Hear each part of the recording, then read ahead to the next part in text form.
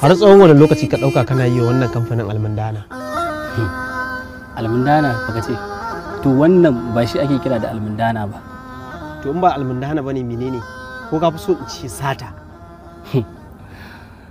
Ba sata bane ba kuma ba almundana bane. To in ba su bane menene? Wannan idan baka sani ba shi ake ce kwata haƙi. Kwata haƙi? Ta yaya ya zama kwata haƙi bayan kamfanin nan yana biyan ka albashinka duk wata na aikin da kai masa? Zai wahala mutum ya wata guda bai aikata laifi a wannan kamfanin ba. Kuma duk sanda mutum ya aikata wani laifi sai an cire wani abu daga cikin albashin shi.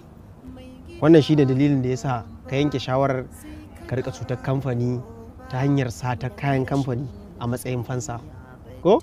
Da farko kowa ya yadda zai aiki akan haka, kamar yadda kai ma ka daure za ka dinga bin dokokinsu. Daga bisani wahala ta sa dole mutum sai ya satan musu kaya. Kamar yadda kai ma nan gaba kaɗan za ka zama rikakken ɓarawo wajen sata kayan aiki. Su kana nufin duk wani ma'aikaci ɓarawo ne kenan?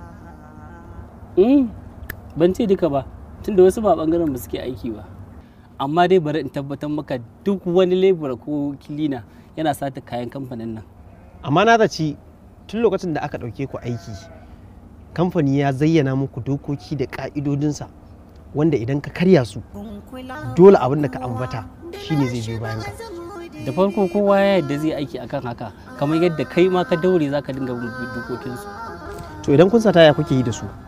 Muna da iyali fa malam, ko kai baka da iyali ne? Ni ban da iyali. Da kana da mata da 'ya'ya 4 ko 5 za ka fi saurin gane abin da nake nufi.